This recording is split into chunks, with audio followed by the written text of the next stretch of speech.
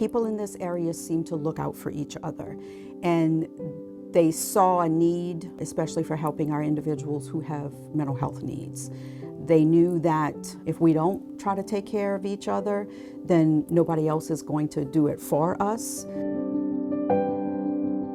We support one another and we believe in one another, and we take ownership for our community, for our families, for our friends, and for the people we serve. The culture of Lafourche is a area that makes helping people who are in need of help, giving second chances, looking for innovative solutions, not being satisfied with just bad outcomes. We can put in all the playgrounds we want, we can put in all the new roads and all the new bridges and all the new water lines that we want, but if the community itself is not healthy in every aspect, then people are not going to want to be here. Our involvement with the Stepping Up initiative started in 2021, and it completely changed the mindset of our entire parish. Behavioral health became a true priority across the board, and people started working together to help our most vulnerable population. I started to use and abuse drugs and alcohol at the age of 16.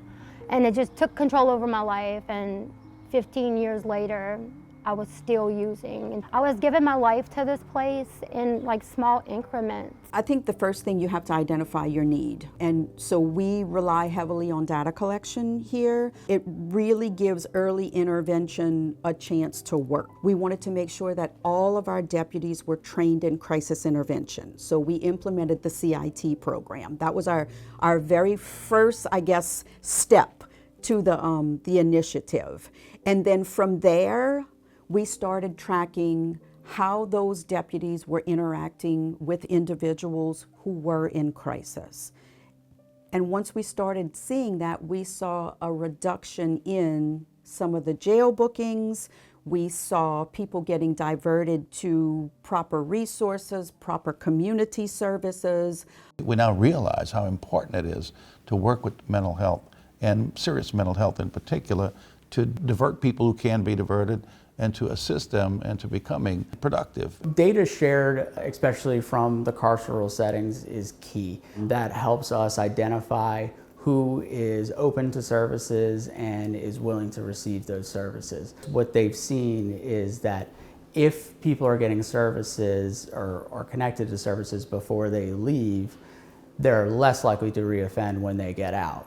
Project COPE was born out of a desire and a need to respond to calls for service for overdoses, substance use and abuse, and addiction issues in Lafourche Parish. In 2023, when I started keeping the data, we had 228 calls for service, and that resulted in 32 deaths. In 2024, we had 178 calls for service and 20 deaths. And that's a pretty significant decrease when you're dealing with the families that are left behind. We want people to understand that the goal of Project COPE is to kind of meet them where they are. We combined kind of forces with a lot of different agencies and put together a task force to figure out how we were going to tackle this within our community. Brought in our own counselor that was a PhD licensed clinical psychologist. So working with her, created the Lafourche Brief Therapy Program, and in those partnerships with our DA and our Sheriff's Office, really began to look at how do we intercept some of these components on the ground, right? When that patrol officer first gets that phone call, let's intercept it there before they get into the jail. When we first started the program, I think our incarceration rate for individuals with a serious mental illness was probably at about 15%.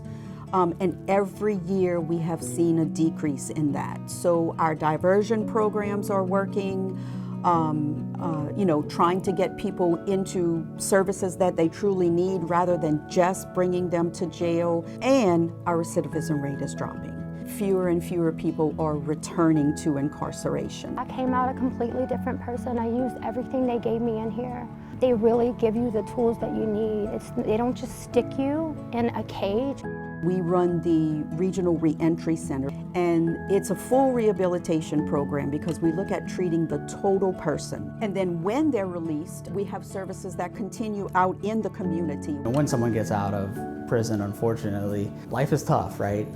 They struggle when it comes to finding employment, they struggle with family and relationships. So anything that we can do, we have community support specialists that will go out there to help them through these challenging times. I think the community wants to walk alongside you. They do not want to see you fall through the gaps of the system. Let them love on you. Let them help you back into the community. I just want to give back to the community as much as I took when I was using and when I was committing crimes. Stepping up has been worth its weight in gold for us. So for those who are not involved, get involved. Get your community going in the right direction because your people deserve it.